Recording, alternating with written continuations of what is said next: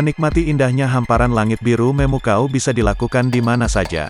Tapi jika ingin sekaligus menikmati suasana hamparan danau dan perbukitan serba hijau bisa dinikmati di wisata Bukit Gajah Bobo.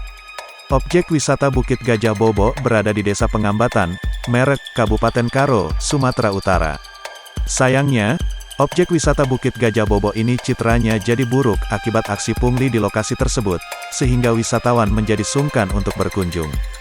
Dalam video yang beredar di akun Instagram @beritakotamedan, terlihat pengunjung itu tampak dicegat oleh dua orang pria mengenakan pakaian preman di depan sebuah posko bertuliskan, "Selamat datang di Gajah Bobo."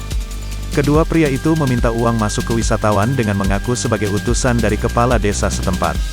Kata kepala desa, berarti kepala desa yang nyuruh. Minta uang masuk, kata pria perekam video. Minggu, tanggal 3 Oktober tahun 2021.